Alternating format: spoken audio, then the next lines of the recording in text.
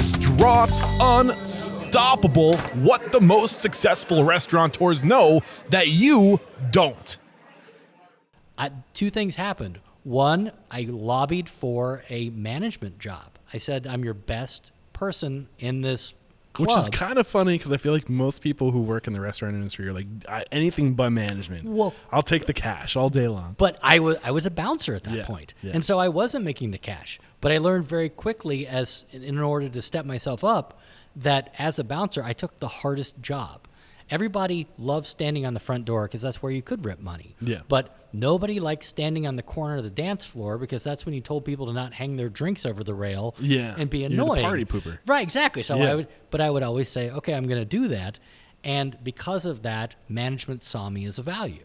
So when I lobbied to try to get into management into that nightclub, they saw me as that person who always had my hand up, and it worked really well. And I was able to quit my other job and jump into that. And then very quickly, I found myself running that.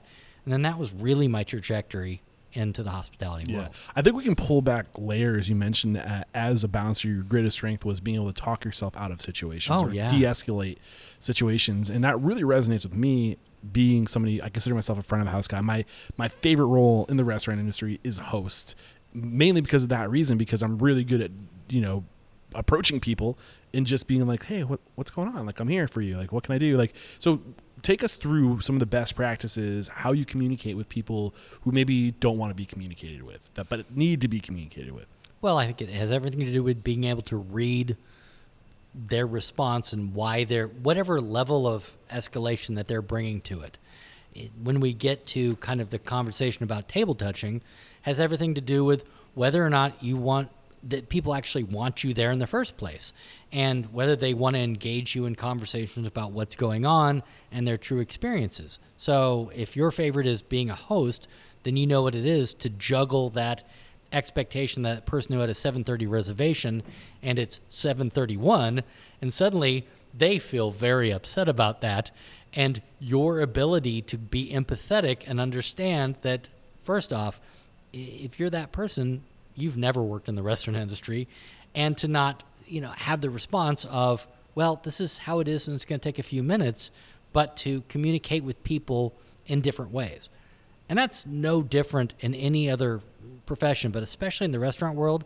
If you communicate with everybody in the similar fashion, you will fail. You have to read everybody individually and communicate with what feeds their passion. So the first step, it sounds like, is to understand the other person, where they're coming from. Correct. And that, at first, I think you could say the first step is, what do you perceive? Not necessarily what are you hearing, but like, what's the first instinct? Are they pissed? What's their body language saying? Like, you take it from there. Right. And then what is it that drives that motivation? If somebody's sitting at your table saying, this is the worst food I've ever had, and they're very, very agitated, it's rarely about the food. Yeah. It has everything to do with, maybe they're freaked out about the price point. Maybe this was a really important date or business dinner, and they felt that it wasn't going well. Whatever the response is, you have to kind of take a couple steps back and understand the motivations of why people have this agitation. And then once you do that, then you're left with the ability to kind of dissect why they're complaining. Same with online reviews. I've never written a 4-paragraph, I've never written a negative review. I don't do that. But the level of passion that it takes to be able to actually write paragraphs upon paragraphs about how bad your experience is, it's just passion. And if once you get to that understanding of why people are like that, you can easily maneuver it and make it better for you. Yeah. First seek to understand. Completely. Then seek to be understood. Completely. One of those 7 habits of highly effective people. And once you do understand, what then? Then so I talk about it as being 2 steps back.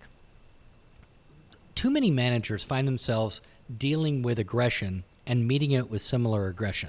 So if somebody's complaining about that reservation that's 2 minutes too late, they're going to meet it with an equal response of, well, this is how it is and blah, blah, blah. And that's not going to get you where you need to be. When you take one step back, you have an understanding a little bit more about why people have the feelings that they do.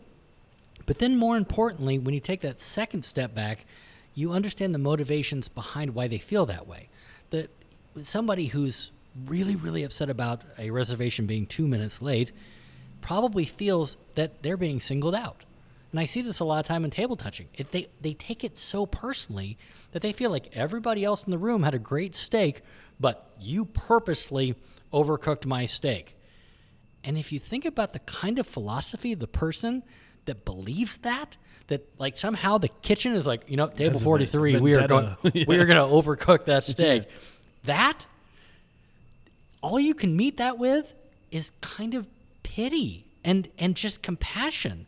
Because if you're that person that's so insecure and so broken to where you think that the world's against you, then you can understand that level of hyper aggression when they're complaining at your table. Yeah. So listening to you, the thought that was in the back of my head before asking the question, like what's next, is let the person know that you're on their side. Yes. Because like you're saying, they just think that you have some vendetta against them, that, like once they know that it's not you versus them, that it's us, that I'm here to work for you, I'm here to make your night great, like I'm on your side, what can I do? Maybe. No? Maybe. I mean, I would do that from a staff standpoint because aggression can come from your staff, absolutely. But from a guest standpoint, yes, you're always going to be seen as trying to make it better for them and trying to make it on their side. But you're never going to be able to push your own agenda or explain a situation. A perfect example was I worked at a restaurant that had Bell & Evans chicken, and it was very, very nice and beautiful chicken, and when you cut it open, every once in a while it hit one of those major veins and it would shoot out blood. And that's just what happens when you have leg and thighs and certain aspects of the bird. You can absolutely have it bleed out. It's not raw. It's not overdone. It's actually done properly, but it shows that it's a natural bird. It's quality, but sometimes you cut the vein. It's perfectly fine to eat. But if you walk to a table and tell somebody who thinks it's raw food that it's not actually raw, that this is what it is, having to do with an organic process and blah, blah, blah, the response is going to be, you're trying to make me eat raw food. Yeah. So when you're dealing with aggression or challenges with a guest, they already assume that they're on your side or working for you because of your position. It's about not having an ego when you're dealing with them and trying to be right. Mm. And that's, again, back to reviews. I see this all the time to where people will say, oh, well, this is how we do things. Or someone will say, I really enjoyed your service, but I really hated your chicken. And they'll follow it up by, hey, I'm so happy that you enjoyed our service. You have to fall on the sword because your ultimate response is, I want to make this person feel better. And it's not about me being right. It's about changing their perception. I'm so sorry you don't like it. What can I do? Exactly. I call it I'm so sorry that the water was so wet. Mm-hmm. Water's wet. There's nothing I can do about that. But you have an expectation that I somehow didn't fulfill. And for me to try to defend the concept to you will never get you to feeling better about it. Yeah, it's not about who's right. It's about making it right. Correct. Right? And I think that, I just had a thought, it escaped me. It's that, I'm pretty sure I'm thinking of Danny Meyer. I think he wrote, it doesn't matter if you're right, but it's just the idea is like, I'm here to serve you, to make you feel like you're receiving hospitality. And what is hospitality? Warmth, generosity, like, yep. It's just about that person, like being over the top. Like it's about that person, generosity. Like, okay. And that ego is involved in that and how people feel. And like, you don't want to make them feel stupid. That's not hospitable. Exactly. Yeah.